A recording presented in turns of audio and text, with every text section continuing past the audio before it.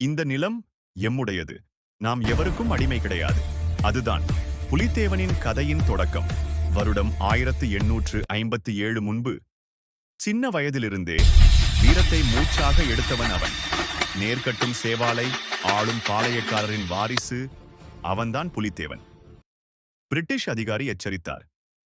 உன் கோட்டையை ஒப்படை, வரி கொடு. புலித்தேவன் தீர்மானித்தான். என் மக்கள் வியர்வையை யாருக்கும் விற்க மாட்டேன். தென்னகத்து பாளையக்காரர்களை ஒன்றாக ஒருங்கிணைத்து இங்கிலீஷாரையும் நவாபையும் ஒரே சாட்டையால் அசைத்தவன் அவன். காடுதான் அவனது கோட்டை, மலைதான் அவனது கவசம். புலி போல பாய்ந்து இரும்பு படை போல தாக்கினான். பிரிட்டிஷ் சிப்பாய்கள் அதிர்ச்சி அடைந்தனர். சிர், we cannot catch him. He disappears like a shadow. Pulithevan மின்னல் போல கர்ஜித்தான். இந்த நிலம் எம்முடையது. இந்த மக்கள் எம்முடையவர். நாம் யாருக்கும் அடிமை இல்லை. போரில் தோற்றான். ஆனாலும் மனம் ஒருபோதும் தோற்கவில்லை. ஏனெனில் தோல்வி என்ற வார்த்தை வந்ததற்கு முன்பே அவர் வரலாற்றில் மறைந்து விட்டார். கைவிடாமல் போராடு என்று தமிழர்களின் நெஞ்சில் இன்னும் ஒலிக்கிறான் புலித்தேவன். சுதந்திர போராட்டத்தின் முதல் புலி